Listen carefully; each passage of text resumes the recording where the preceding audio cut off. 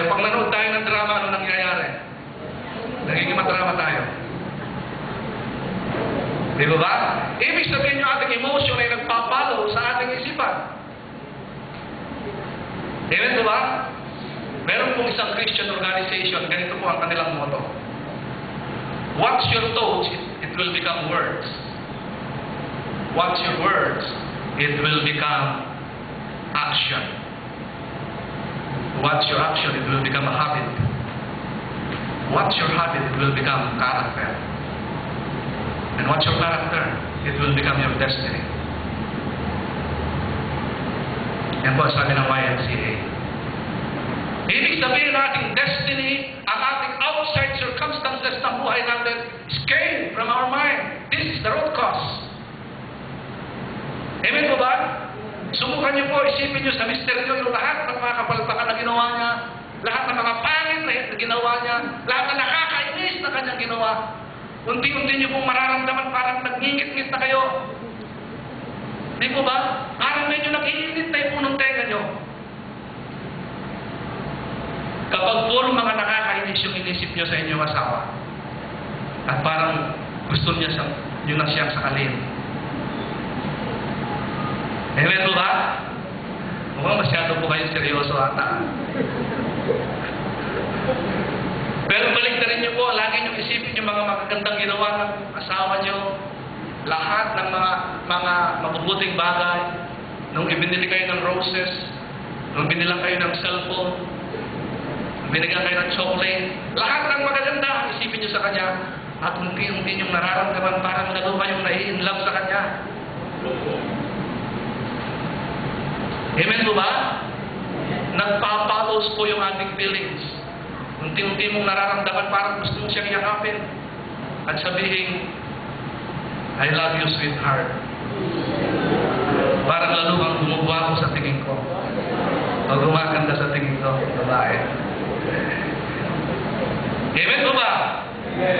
So, yung law po ng cause and effect, believe that every effect has a cause.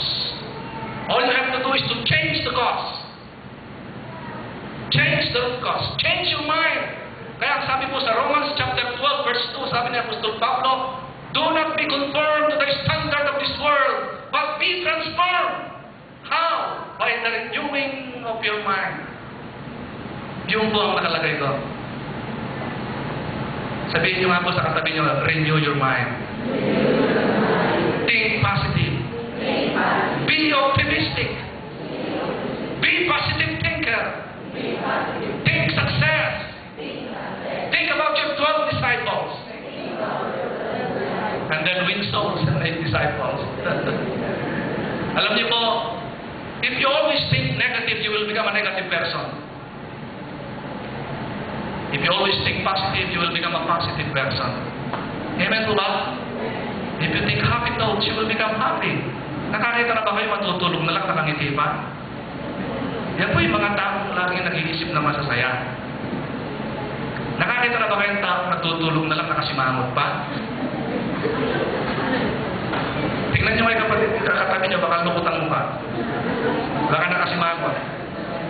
Yung mga taong ganyan, laging problema iniisip, laging negatibo iniisip, laging pangit ang iniisip. Kaya nangyari, pumapangit din yung mukha niya.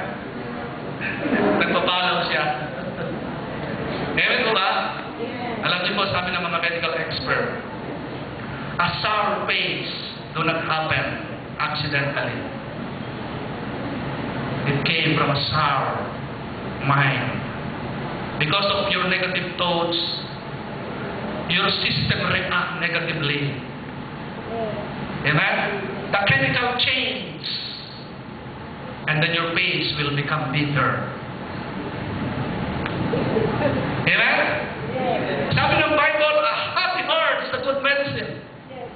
Pag lagi kang masaya, magiging healthy ka. Amen. Amen po ba? Sa kaya kailangan po, magmula ngayon, tayo po'y maging positive thinker. Amen po ba? According to the latest survey, 65% na nasa ospital because of their mind.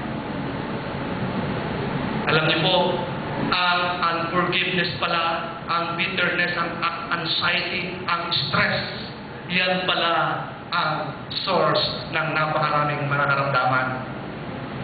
And that is all came from the mind. Amen? Kaya magmula ngayon, huwag na tayo mag-isip ng mga negative. Amen po ba?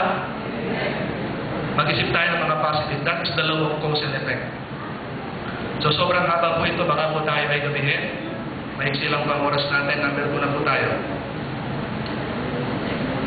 Yung verse po doon pala, ang verse doon is Proverbs chapter 4 verse 23. Yun ang verse doon. Good News Bible, GNB. Ang nakalagay po doon, be careful how you think. Yun po nakalagay doon. Because your thoughts shape your life. Yun po ang nakalagay doon.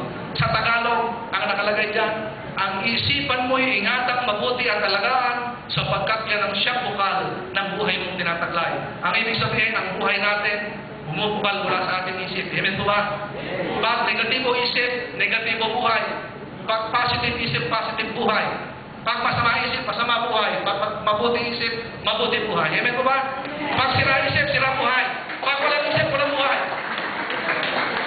Yan po yung galing po sa isipan ko lahat. Amen po ba? Pag tayo po yung naging positive thinker, magtatagumpay po tayo sa negosyo, sa ministry, sapagkat yan po ang susi ng mga peak performers. Positive thinking.